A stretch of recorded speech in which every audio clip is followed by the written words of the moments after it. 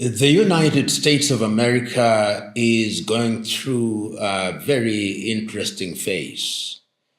It is interesting because, in prospect, we have two presidential candidates who have had the opportunity to compete in the past. And we have a presidential candidate in the person of Donald J. Trump, who is not your typical American politician. He appeals to a segment of the population that feels threatened. And he is competing at a time when the United States of America is facing a number of challenges. So the country is going through a different phase, and that phase creates certain dangers. And this is the context in which the attempted assassination must be seen.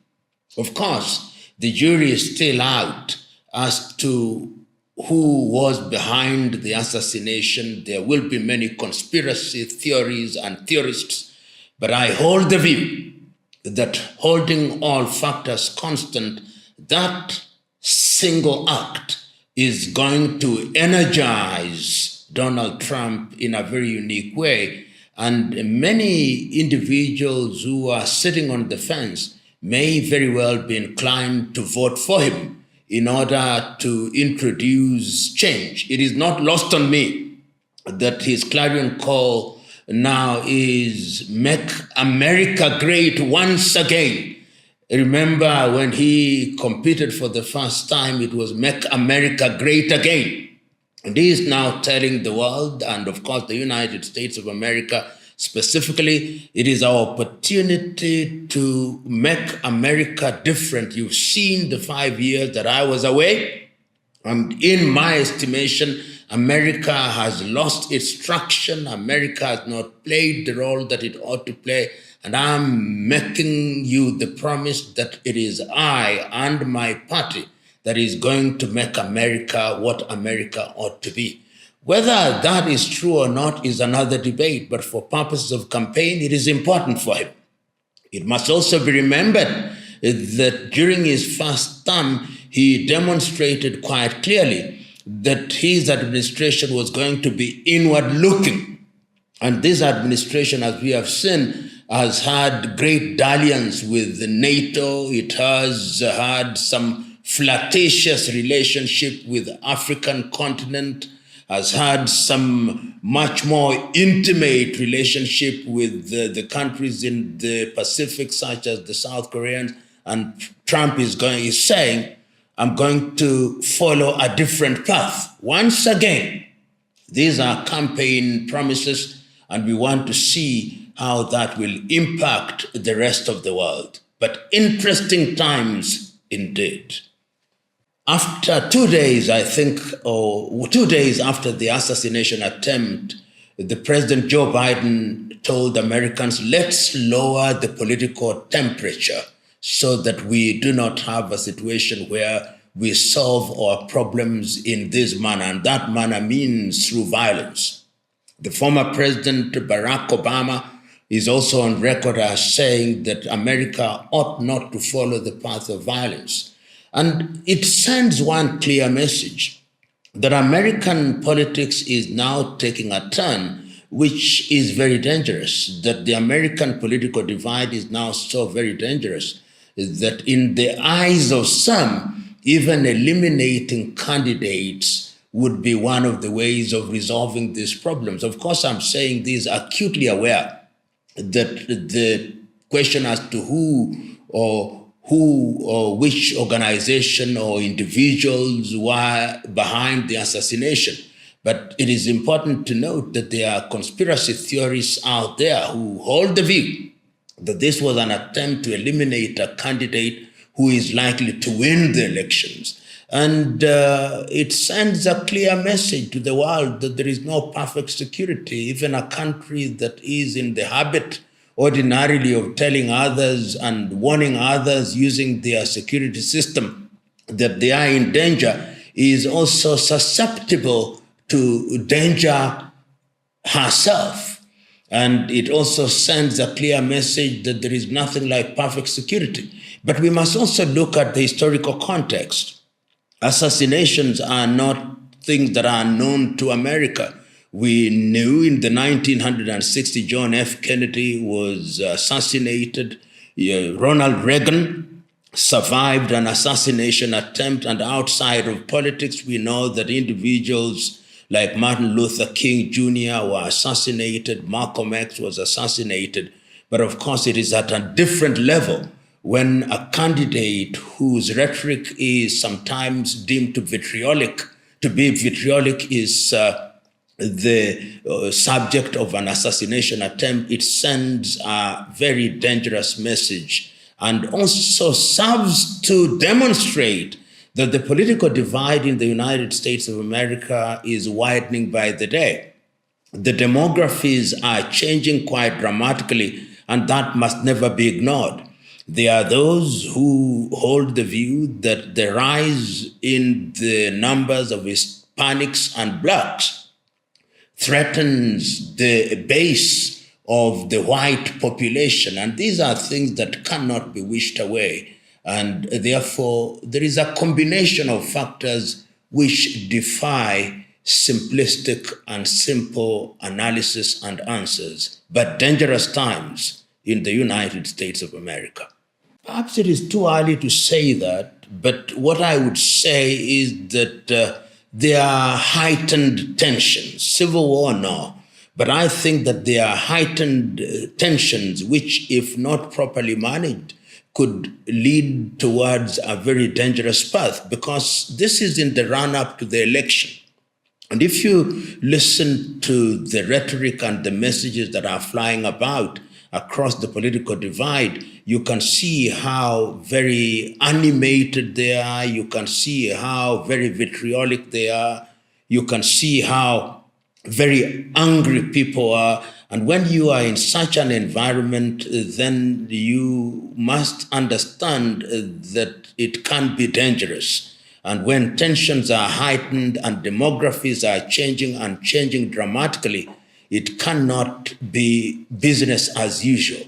But I think that the country is still a country that holds together, and these crises will only test the strength of American institutions in a manner perhaps that they have never been tested before since the civil rights movement. You know, Kenya appeared to have acquired a very unique status amongst African countries in the recent past. The head of state of Kenya, President Ruto, was given a state welcome in the United States of America. Kenya became a very close non-member ally of NATO, and Kenya is seen as being of geostrategic significance, and we know that we received quite a number of goodies from the United States of America, which, in a manner of speaking, to use this cliche, Kenya became the blue-eyed boy of the Biden administration.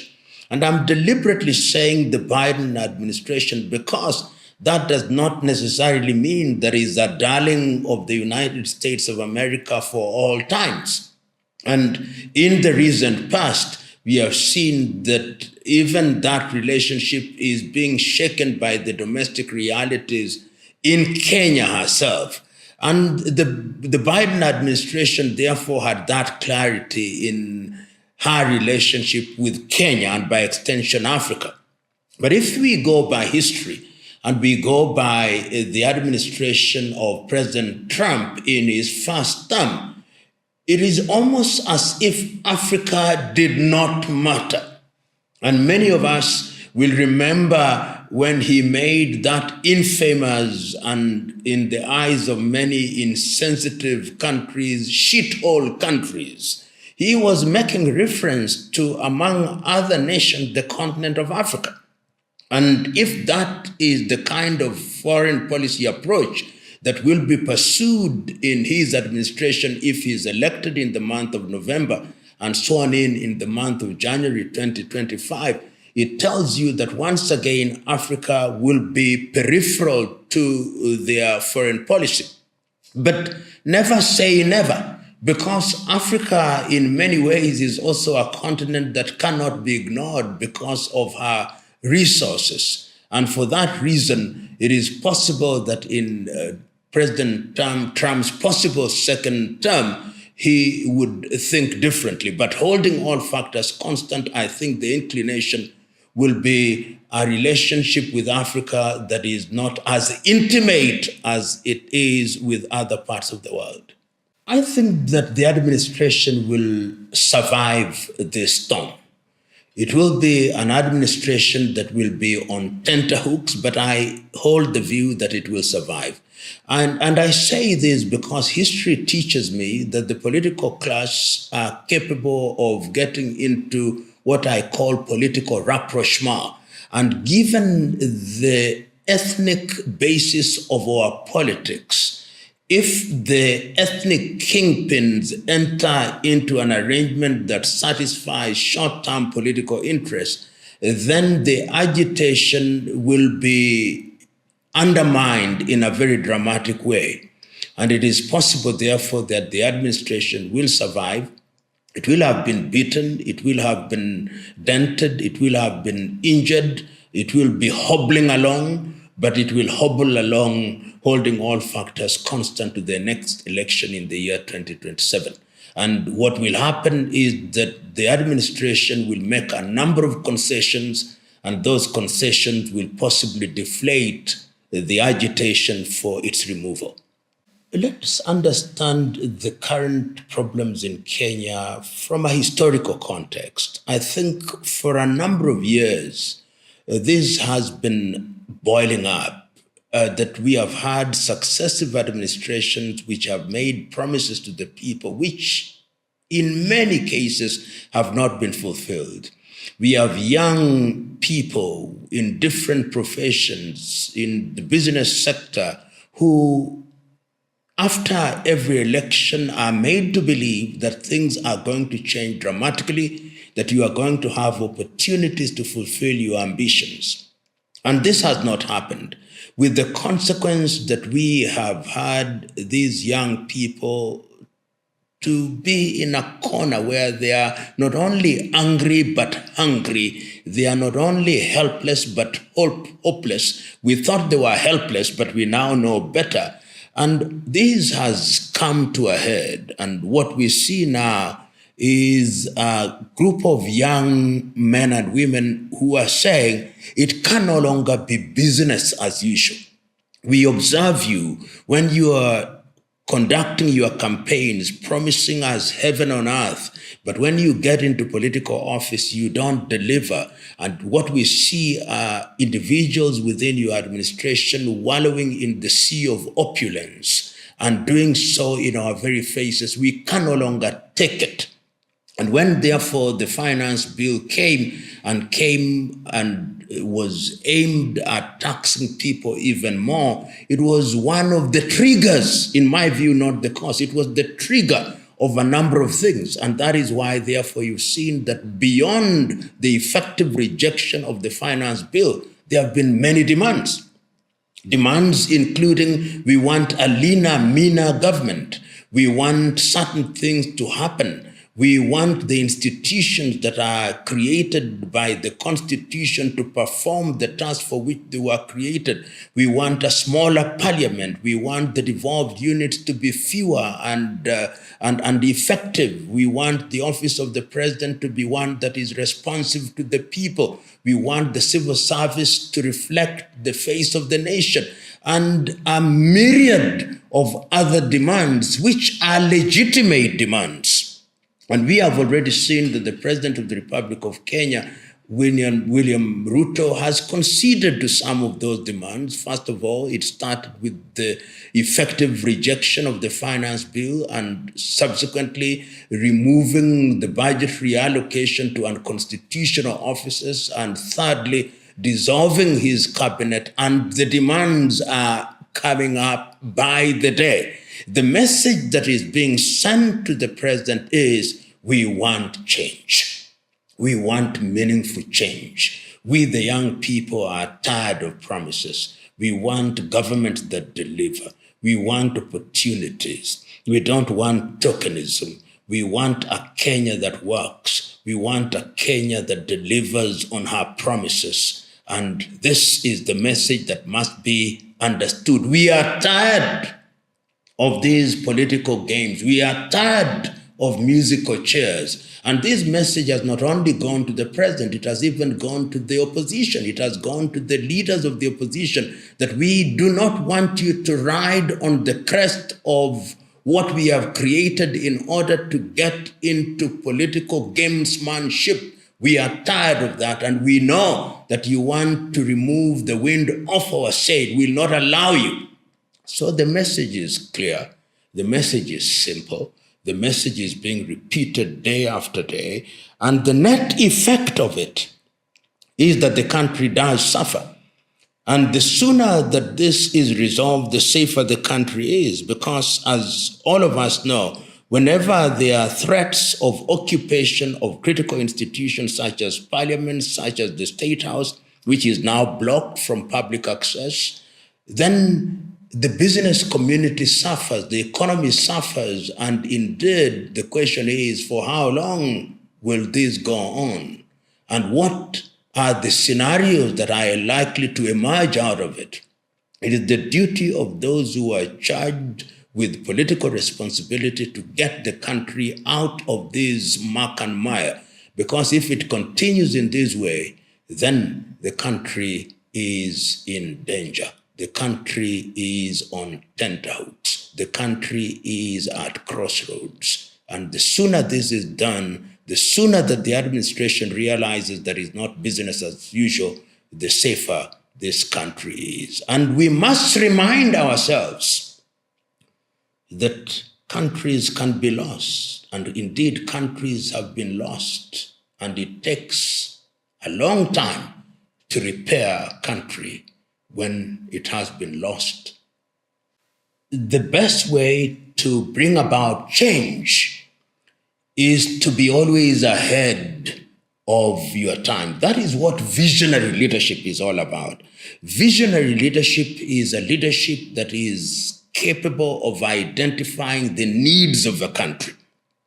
And once they have identified the needs of those countries, to deliberately begin to put in place measures that are going to deliver on the promises that are made. If, for example, we recognize that opportunities, employment opportunities, are necessary in order to absorb the young men and women who are graduating from institutions, it's the role of government to create an enabling environment. The creation of an enabling environment then allows the private sector to create opportunities. If it is in the area of giving people the environment to invent and to innovate, it is important that the government does so. If it is in the area of allowing young people to have access to reasonable credit, that is what government does. But when a government or an administration gets into power and has overpromised and is seen to be reneging on the promises that they made, then the reaction will be as we have seen it. The people will say, you promised to deliver on A, you are not delivering. And when we look at the trajectory you've taken, there is no possibility that there will be such delivery. Then people will use other means. And those other means include protest, which is the language of the unheard. Protest is the language of the unheard. And you will note that this particular young population chose the path of demonstration to make their case. It is possible, and there is evidence to suggest that those demonstrations were then infiltrated by individuals who perpetrated chaos and violence and caused and occasioned the loss of property, with the consequence that young people were killed, which is most unfortunate. But the most important thing is that every government has the duty to listen to our population. This is why we say that more important to any government is not this generation, but generations which are yet to be born. And of course, this generation is also critical because any society that does not pay regard to her young men and women is a society adrift and a giant headed to the rocks. And that is where we now find ourselves because these individuals also say we are leaderless, we are tribeless. And one of the things that is important now is that we must have a structured engagement with government. And that government must be a government that is prepared to deliver on time-bound promises. Time is of the essence in this arrangement. Otherwise, history has demonstrated that if you don't take care of this kind of engagements, or if you don't take care of this kind of degeneration, rather of agitation, then it can degenerate. Remember, this is not the first time that we have had agitation from young people. History is replete. In the 1908, we remember how the Turkish administration was overthrown, gave birth to the famous English saying, Young Turks in 1908. We remember the agitation that took place in Europe during the student movement. We remember what took place in South Africa with the Soweto massacres. You remember what took place in China during the Tiananmen Square in 1980s, what took place in South Korea in 1980s, what took place during the Arab Spring in our very lifetime. And you can see that the agitation that have taken place in Kenya is also being emulated by other young Africans. I've seen the Nigerians take a cue from it, the Zambians take a cue from it, Malawians take a cue from it. So it is a message that there is some restlessness amongst young people because the economies are not performing for them. There's some restlessness because they are not benefiting from the dividends of government, but they can see a small percentage of individuals enjoying and swimming in largesse, and that they cannot tolerate, and that must stop. And if it doesn't stop, it will be checked. You see, every agitation, every protest must have an end game. What is the end game? This is the first question that we must ask ourselves. Is the end game to have all the demands met? And if the end game is to have all the demands met, is there an opportunity for constructive engagement? What some people don't want to hear. Is there an opportunity for dialogue? And what I heard the Kenyan youth saying, and what I hear them saying through the various platforms, is that if there is going to be engagement, we don't want an engagement amongst the political players in any event. These political players who are pretending to engage on our behalf, most of them have been in the political arena for the last 30 years. At one time, they're on the same side. At another time, they're on separate sides. And we know what they have been doing. They only do that which is in their best interest to the exclusion of all else. If you want to engage with us. It is us who have raised these issues. And it is us, therefore, whom you must engage. And I hope that the administration of President William Ruto will make every effort to engage these young Kenyans in a constructive way so that those politicians who simply want to take advantage, opportunistic and selfish, navel-gazing politicians who simply want to benefit for purposes of occupying public office must be shut out so that the young men have the country repaired in a constructive way. Although, of course, somebody may ask, but they have said they are leaderless. They have said that they are tribeless. Who do you engage? I believe that their leadership is beginning to emerge. If you watch very keenly, there are young men and women who are now beginning to articulate their position through public media. And if time is taken, it is these individuals who will then be the vanguard with whom to engage in the short term. Let us remind ourselves that youth is not a permanent state.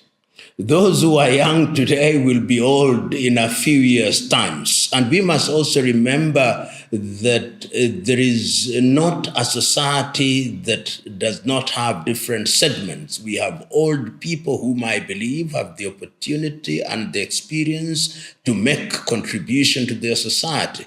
They are the younger people who holding all factors constant will live for a little longer, and they are simply saying create a society which is going to enable everybody to thrive in the short, medium, and long time. What characteristics do you expect of such individuals? They must be patriots.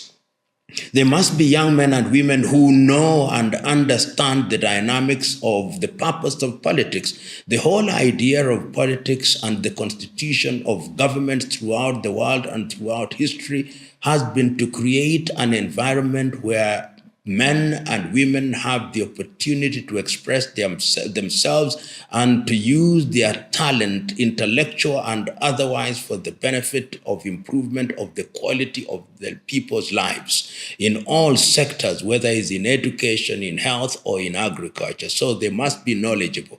There must be individuals who are prepared to sacrifice and to use their talent for the general good. In a multi-ethnic society such as ours, there must be people who are capable of looking and exploiting talent without looking at the ethnic extraction or the racial extraction of their compatriots. And they must be people who understand that leadership is not about using office for personal benefit, but for the general good. These are the characteristics that we expect of these young men and women who, in the fullness of time, as they grow older, will also hand over the baton to another generation. One of the things that I think annoys young Kenyans and by extension young Africans are individuals who, when they get into political office, do not want to leave. At age 70, they still want to be youth leaders. At age 80, they still want to claim to be youth leaders. They do not want to give opportunity for younger people to serve their countries. And this, I think, is something that must stop. Individuals who have been with us here since the 1980s in the political class had better do the right thing. Simply get out. Get out so that they can serve as advisors. They must not, in the nature of things, just remain in office because they have been so used to using public funds that they do not know how to survive outside of public office. And there is no shortage of them in Kenya and in Africa. And the youth are saying, no, your time is up. I hope so. I hope that young people now see the value. Who do you vote into office? In the recent past, in Kenya and in most of Africa, people have gotten into office because they were voted by their tribesmen and tribeswomen, because they had money which they had stolen and they used to bribe the electorate, and because young people did not care to vote because they thought they had nobody to vote for and nothing to vote for. With the consequence, therefore, that we have ethnic bigots in office, with the consequence that we have individuals who ought not to be in office running the affairs of the country. And we are now recognizing that that is a trend that must not be allowed. My hope is, as long as we continue to use the ballot, that young people have now recognized that if they want to change things through the ballot, they must, number one, have the voting card. Number two, they must wake up to vote. Number three, they must protect their vote. In the last general elections held in the Republic of Kenya, we know that nearly 8 million people did not vote. If they had come out and voted, perhaps we would have a different dispensation. So I hope that message is going out loudly and clearly to the young Kenyans and by extension young Africans. As long as the medium of getting political leadership is the ballot, it is important that you become an individual who is in civic engagement through voting. And that is the way to go. Otherwise, the political environment will always be manipulated, and we'll always have individuals who know how to manipulate the ballot, and the consequences can be dire. Politics must no longer be understood in the manner in which it has been understood. Things are changing dramatically and in a very dynamic manner. We have a generation almost throughout the world who are not prepared to wait. They want what I call microwave solutions, instantaneous solutions. They can no longer afford the luxury of waiting. But let us look at it in the context of history. I think it is a British politician, Winston Churchill, who once said that a democracy is perhaps one of the worst forms of government until you look at the other forms of government. If it is therefore understood in that context, the reason why people are agitated is because year in, year out to mean every election cycle, they see men and women parading themselves and making promises which are not delivered. And they are saying, for how long shall we wait? Shall we wait for Godot to come to deliver us? We see them get into office as paupers, some of them. Within 2 years, they have become multimillionaires, donating and distributing money as if it was confetti. We cannot wait.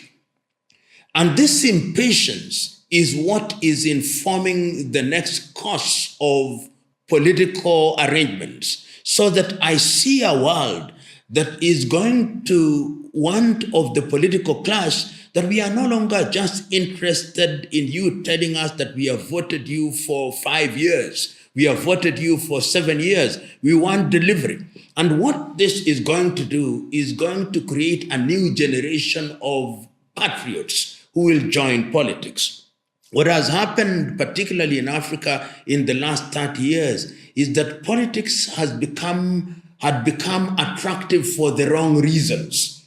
People were attracted to politics because it was the shortest avenue to material wealth without consequence. But if this agitation continues, then that class and that category of individuals who saw politics as a lottery will begin to fade off, and a new crop of individuals who truly want to serve will join the political arena. And that, I think, is something that is desirable. So that if you go into politics, you know it is going to politics and into office to serve.